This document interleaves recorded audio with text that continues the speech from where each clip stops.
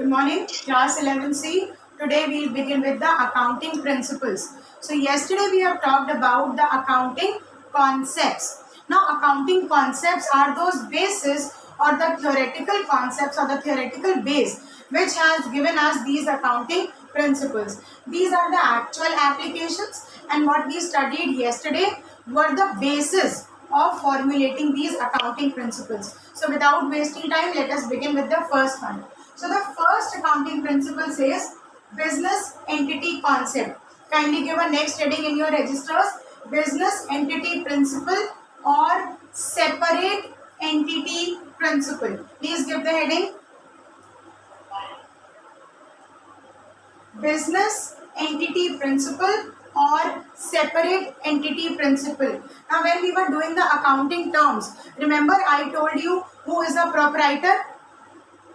And I also told you what is a business, right? So a businessman is a separate individual while his business is a separate individual. A business organization can have a bank account in its name like any other human being. A business can do purchases and sales like any human being is doing, and a business organization can make profits or can incur losses also like a human being. Also, like we can sue somebody legally, किसी के ऊपर हम legal allegation जैसे किसी human being पे लगा सकते हैं. In the similar way we can do it with a business और to a business organisation also. I accuse you means I accuse a human being, I can accuse a business organization also. And a businessman has separate liability while a business has separate liability. For example, if I take loan for any personal usage, that will be called as I have taken the loan. But if the business takes a loan, it will be called as a loan taken by the business. Like I as an individual have to pay that loan. In the similar way, the business is supposed to pay back that loan. So while in business entity concept we write business is considered, please write down, business is considered to be a separate entity, ENTITY, to be a separate entity apart from the businessman. Apart from the businessman. A business has to pay its liabilities. A business has to pay its liabilities which has no personal connection with the businessman. Businessman is separate and business entity or the business enterprise is to be considered separate. For example, my name is whatever you know and I own a business. I as an individual is different, a separate fellow, and my business will have its own identity. So that is a separate business entity concept. Clear with this? Business entity principle or separate business entity principle. The same is also called as separate business entity principle. Alright. Next one is money measurement principle. In the first chapter I told you only those transactions which are monetary in nature, means which have a monetary value, which can be converted into money, are recorded in accounts. What does this mean? This means if anything which cannot be calculated in monetary terms cannot be recorded in the books of account. So money measurement principle says to measure or consider every aspect, to measure or consider every aspect of a business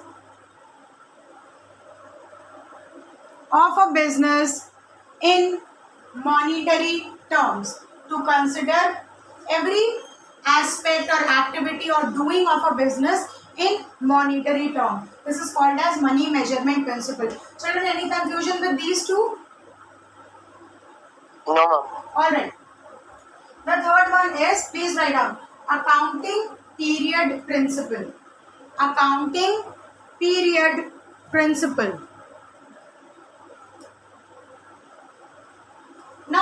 was believed if a business is running, why to make books of account or why to calculate the actual profit and loss or the financial position of the business after every year? It is possible that the business is doing profits, but you calculate only when the business closes. Do you think which of the two options is more feasible? To calculate it after every year or to calculate only after the business is closed? Come on. Calculate after every year. To account it every year, because that is how we will get to know what are the progress that we have made and what are the possibilities that we are looking for. अगर हमें यही नहीं पता होगा कि एक साल बाद हमारे बिजनेस ने गुड परफॉर्म किया या bad, we will continue with the same policies, और हो सकता है गुड ना परफॉर्म कर रहा हूँ उन पॉलिसीज के साथ. So if changes are required, we need to know the summary. So this brought up this principle, accounting period principle. Write down. Accounting period principle says, accounting period principle says, SAYS. Accounting period principle says that accounting summary is to be made. Accounting summary, SUMMARY, accounting summary. And what is the accounting summary? The preparation of final accounts, trading account, profit and loss, and the balance sheet. Okay, so accounting summary is to be made at the end of every financial year. At the end of every financial year, so that annual financial position of the business is known. So that the annual financial position of the business is known. Understood what is accounting period principle? Accounting period principle says 1st April से लेके 31st March तक जो ये financial year होता है, हर financial year में आपको books close करनी चाहिए, अपने अकाउंटिंग की समरी करनी चाहिए, and this is how you will be able to know how is your business performing rather than doing it at the end of the business. Okay, accounting period principle is clear to everyone? Yes, ma'am. All right, let's move ahead. Full disclosure principle. Now it is possible that I am doing something in the business which I want to hide, which I want not to be shown in the books of account, but if I do this, will it bring correct results or false results? Come on, if I am not disclosing all the monetary aspects of the business, ये नहीं show करते हैं books of account में, इसको छुपा देते हैं या इसको ओमिट कर देते हैं, will it bring you correct results? No, it will not, because this is how it is an incomplete information. So the full disclosure principle says all the information, write down, all the information which is supposed to be shown, all the information which is supposed to be shown, SHOWN, which is to be shown in the books of account, in the books of account should be disclosed, should be disclosed. First off,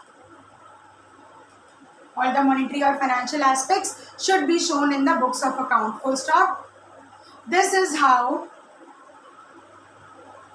more accurate financial results could be prepared. This is how more accurate financial results would be prepared. Any confusion with this one? Full disclosure. Fourth one. Yes, no? No, ma'am. Say something. Alright. So what is business entity principle? Business entity principle says business is separate and businessman is separate. I am not liable if my business is doing losses, if my business is not able to pay its loan. Business will pay its loan on its own. I will pay my liabilities on my own. Separate entity. Second principle says money measurement. Everything which is to be recorded in the books of account has to have a monetary value. अगर हम अपने employees की quality या qualification को monetary terms में represent नहीं कर सकते, it can not be recorded in the books of account, right. The third one is accounting period principle, which means at the end of every financial year, books of account should be closed. A summary should be prepared so that we know what is the actual financial position of my business throughout the financial year, right from 1st April of any financial year till 31st March of the financial year. Which financial year is going on right now? Quickly tell me. Which financial year is going on right now? 21-22. 21-22 means 1st April 2021 से लेकर के 31st March 2022 तक जो कुछ भी हम करेंगे, all that will be counted as the current financial year. Okay. Next point is full disclosure principle. To disclose everything what is supposed to be recorded in the books of account. If you hide the transactions, if you hide your monetary transactions or the monetary events, it will bring you false results. So that is not good. Full disclosure. Next point is materiality principle. Materiality principle. Please write first and then we will discuss. The materiality principle talks about the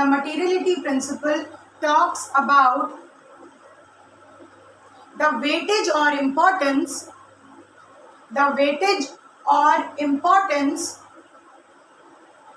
of any financial transaction. The weightage or importance of any financial transaction in a business organization, in a business. Yes, are you saying something? Fine. The materiality principle says, please repeat the line what I said. Samarth, just quickly repeat what did I say in the materiality principle concept.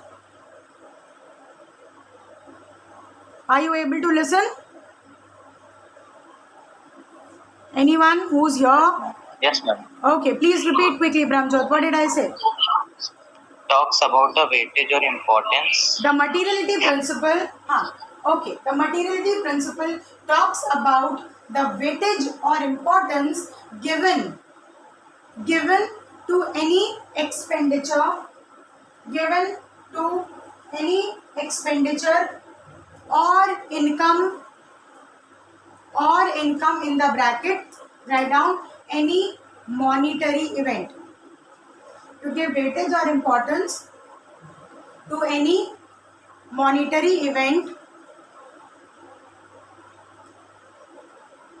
according to the size of business organization. Now materiality principle talks about this. For example, there is a big business house, very big business house making millions and millions of profit. If they incur an expense of 25 lakh rupees, it will be a very small amount for them. And if you are if you hold a small stationery shop and your turnover or you say your sales is just few thousand rupees and you make an expense of 25 lakh rupees, which of the two will have a lesser weightage? For a business house who is making a huge profit, if they incur 25 lakh rupees as an expense, वो उनके लिए एक बहुत छोटी सी amount है. सो उनके लिए इस 25 लाख रुपीस की मटीरियलिटी लेसर है. Whereas for a smaller business concern who is making a profit of a few thousand rupees only, for them the materiality is more. So depending upon the size of the business organization, depending upon the capital which they are using, the materiality or the weightage of any transaction, monetary transaction is determined. अगर वो बहुत huge business house है, उसमें incur होने वाले a few lakh rupees के expenses, they have a lesser materiality. And if it is a small business organization and they are incurring very huge lakhs of rupees of expenses, then for them the materiality is more. Next, conservatism. Next point, please write conservatism principle. conservatism principle.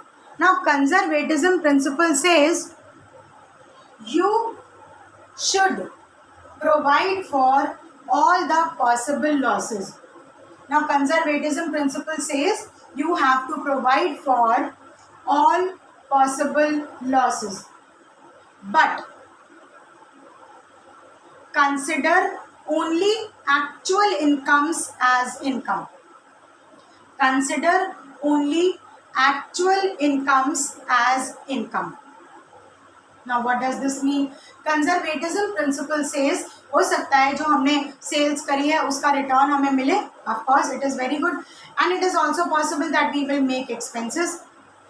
So what should we do is हम provide सारे expenses के लिए we can make provisions and we can separate out money through which we can pay. So अगर वो खर्चा हमारे पास आ गया, if the business has to incur that, you should be able to provide money for it. How does this conservatism principle helps? Suppose हमने कोई expense expect नहीं किया था, okay? We had not expected any expense, और वो expense अगर हमें करना पड़ गया तो क्या होगा? Our financial position will be disbalanced. Our financial position will be a little it will be a little negatively affected. So conservatism principle says भले ही आप अपने profits को भले ही आप अपने इनकम्स को उस तरह कंसिडर ना करें, लेकिन जितने लॉसेस होते हैं उनको हमें प्रोवाइड करने का प्रोविजन अलग से होना चाहिए. अगर वो लॉसेस नहीं हुए, वो एक्सपेंसेस नहीं हुए, so the conserved amount can be used as a reserve और अ प्रोविजन. बट अगर वो एक्सपेंसेस इनकर करने पड़े, then we will be able to provide for them. So conservatism says you conserve or reserve for all the expected expenses. If they will happen, then you have money to pay for them. If they don't happen, it's okay. You can utilize that money as a reserve or provision. So conservatism principle is this. Conserve करना या provide करना जितने भी expenses possible हैं उनको assume करके ही हम उनके लिए मनी अमाउंट सेपरेट कर देते हैं. So this says the conservatism principle. Next point is historical cost. It is used in the Indian context basically in GAAP GAAP generally accepted accounting principles. ये कहते हैं कि जो हम बैलेंस शीट में असेट्स लिखते हैं, बैलेंस शीट में जो असेट का अमाउंट लिखते हैं, that is on the book value. Remember book value, the amount which is the closing balance for any asset or any liability, that is the book value, the amount in which anything appears in the books of account. And so they say the assets are to be valued at the historical cost. Historical cost or the purchase cost. Write down historical cost. The principle of historical cost suggests, the principle of historical cost suggests that balances should be taken at purchase price. Balances should be taken at purchase price or historical price, or historical price, and not at market price or current price, and not at market price or current price. Let us do this with the help of an example. Historical cost. Please write down an example. X Limited purchased a machinery in 2015. X Limited purchased a machinery in 2015 for rupees 5 lakh. जब 2015 में उन्होंने ये machinery purchase करी, it was for rupees 5 lakh. Now we all know the concept of depreciation. It applies on plant, machinery, furniture and various assets. Depreciation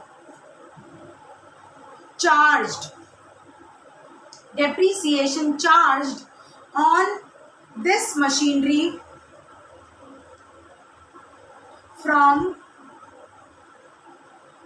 date of purchase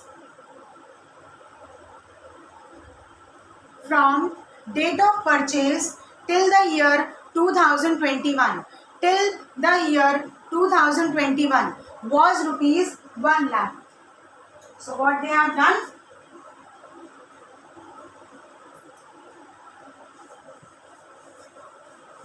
check this out. They purchased in 2015, they purchased the machinery for 5 lakh rupees.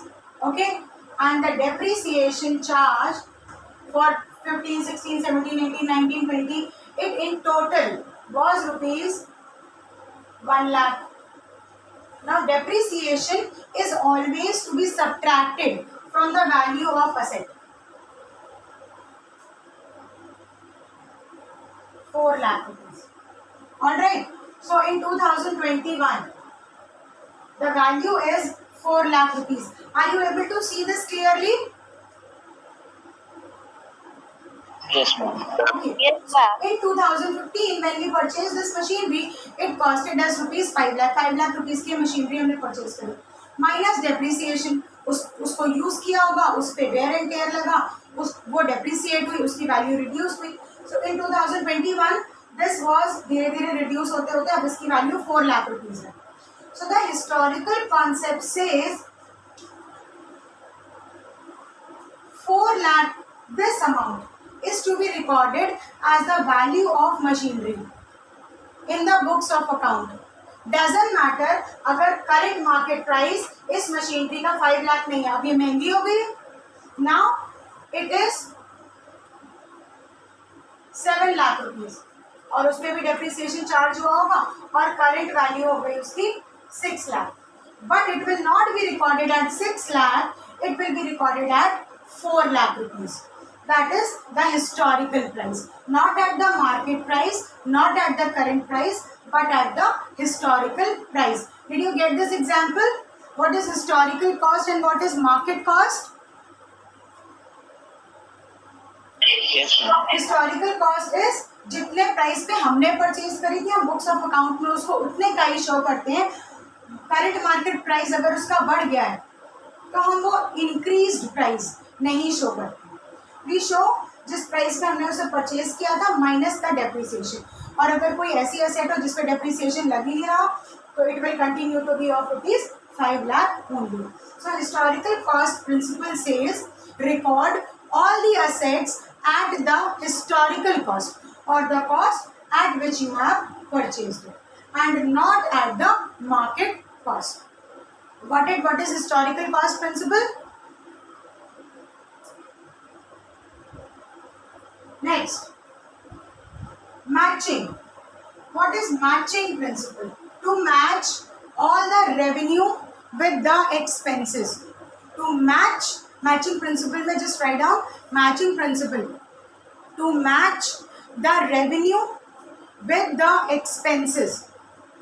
जब हम revenue और expenses दोनों को consider करेंगे then only we will be able to know the actual profit and loss. How much have you spent versus how much you have gained. Only then you will be able to know the correct profit or loss.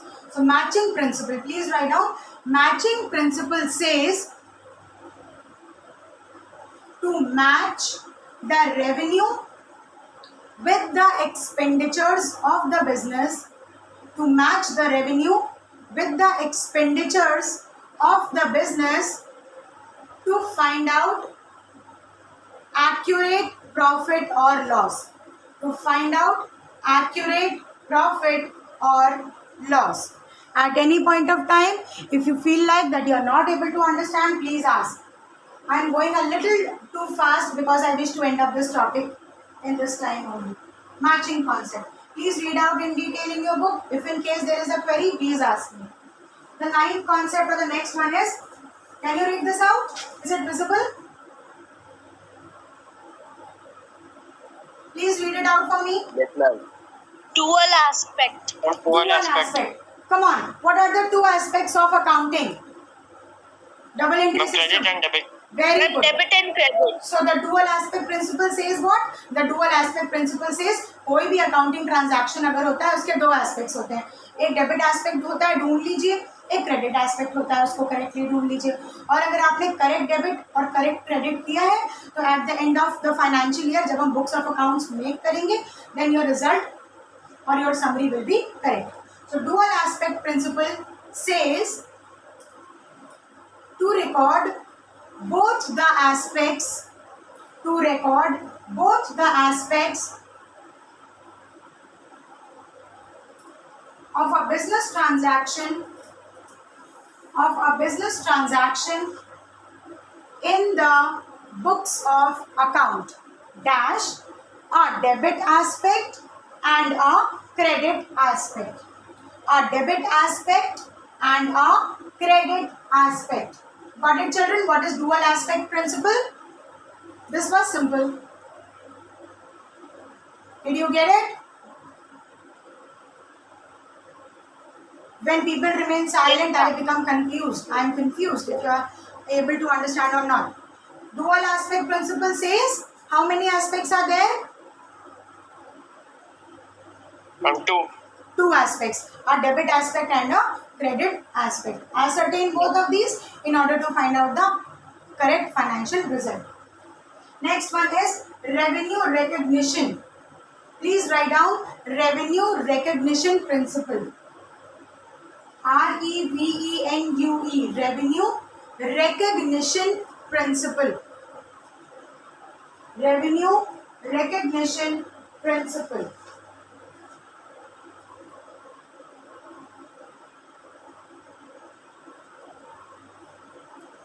Now remember the accrual concept we discussed yesterday? Accrual. The accrual concept says, consider a sale to be your income as soon as it is made. In the similar way, consider any expense as an expense the same moment it has arisen. You have paid for it or you have not paid for it, doesn't matter. So revenue recognition principle works on accrual concept. Please write revenue recognition principle works on accrual concept. ACCRUAL, accrual concept, full stop. It says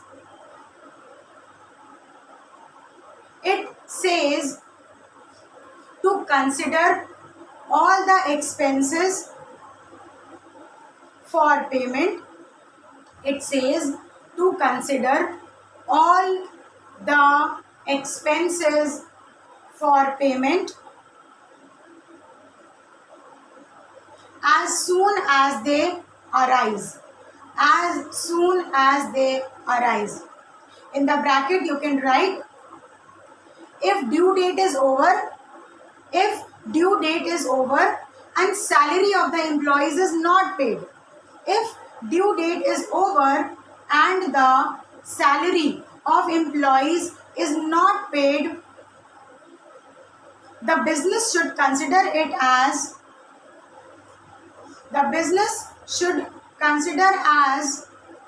an outstanding expense,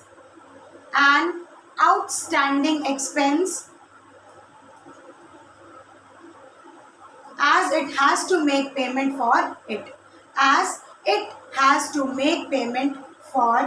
The salary. Salary हमने पे कर दी नहीं कर दी उससे मतलब नहीं है. Outstanding exist expense. करती है, so we have to pay it. Yes, Aishwarya, what are you asking? Ma'am, what is after outstanding expense? Well, please read the full line. Quickly read it out. The revenue recognition principle works on accrual basis.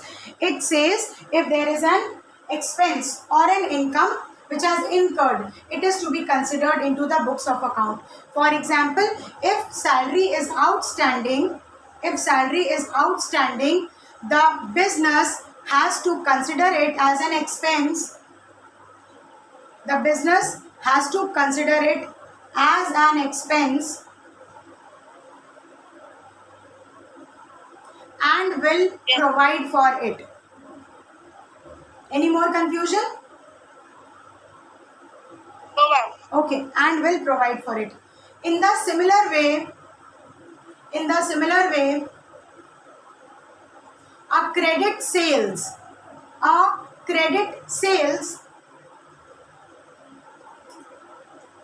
will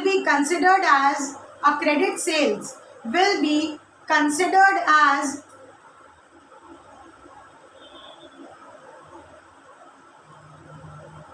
the amount earned by the business, the amount EARNED earned by the business, even if the actual cash is not received as yet. Even if the actual cash is not received for as yet. Even if the actual cash is not received as yet. And the last point is verifiable objective concept.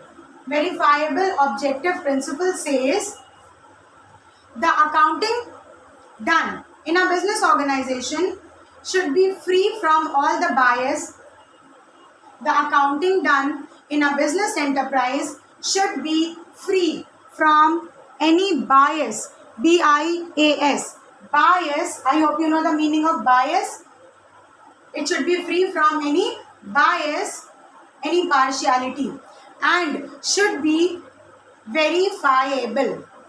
And should be verifiable. You should be true, you should be honest. Whatever you write in the books of account, if you present it anywhere in the court of law or in front of customers or to any other users, it should be authentic enough to be verifiable. So verifiable objective principle says जो भी books of account हम maintain करते हैं, they have to be verifiable. वो इतनी correct होनी चाहिए कि जो भी चाहे उनको validate कर सके. So this is verifiable principle. Please go through it in detail and ask me in case of a confusion. Okay? Children, it is already over time. Shall we end it up?